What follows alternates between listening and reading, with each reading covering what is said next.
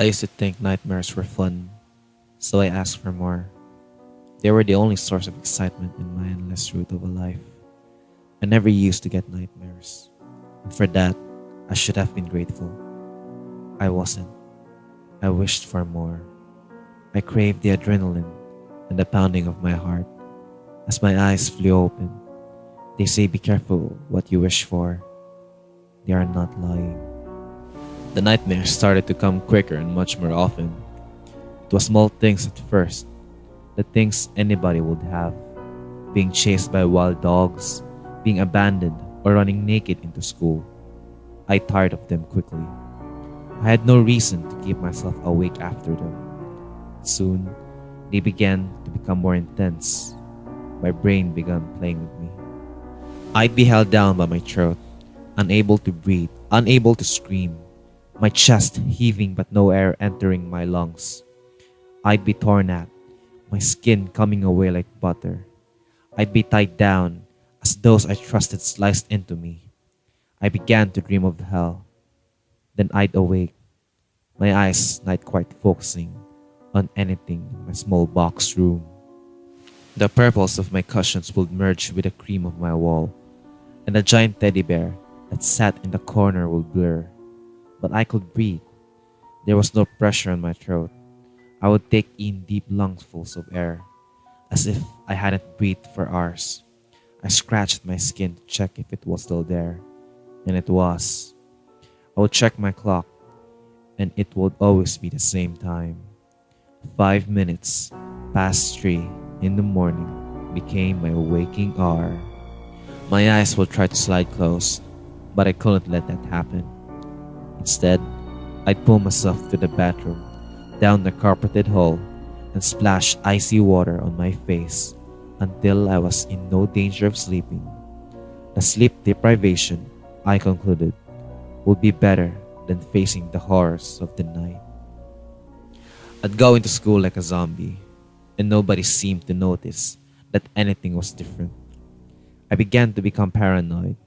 As people walked past me, the memories would come rushing back, invading my mind. She was the one who made the first incision 2 nights ago. He was the one who had his hand over my neck last week.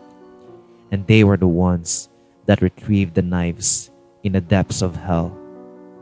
I pushed everyone away in fear that they would build hell on earth. So I sat alone, excluding myself from the drone of conversation and the inconvenience of life. My nightmares would plague me. Creative writing assessments in English were easy. Just pick a night, and there was a horror story right there. Talks of battles and history shocked others, but barely even struck me as odd. The drawings I did in art made everyone feel nauseous, but seemed quite normal to me. Lessons on hell in RE would strike fear into my very soul. Of all the things I needed, more imagery about Hades was not one of them. Those lessons began to creep into my dreams too. A human being can go 14 days without sleep before they die. The record for days without sleep is 11 days, a record which is held by a university student from America. My record is 5 days. I started hallucinating so horrifically on day 5. I couldn't take it anymore. The susurrus whispers began first. Those voices assuring me I was crazy, that I was worthless and doomed to be ended by my own mind. Next, it was the high-pitched, sempiternal squealing. It sounded like nails running down a chalkboard or a knife scraping against a plate, only twice as high and 5 times as loud. Then, inanimate objects began to turn liquid. The spots of brightness emitting from plants and pictures blinded me. I knew that these were merely chimerical, but can a schizophrenic stop having hallucinations? Neither can someone suffering with extreme sleep deprivation. I decided to suck it up and face the monsters every night. I've been sleeping well.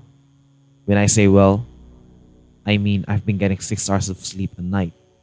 That's why I know I'm not hallucinating.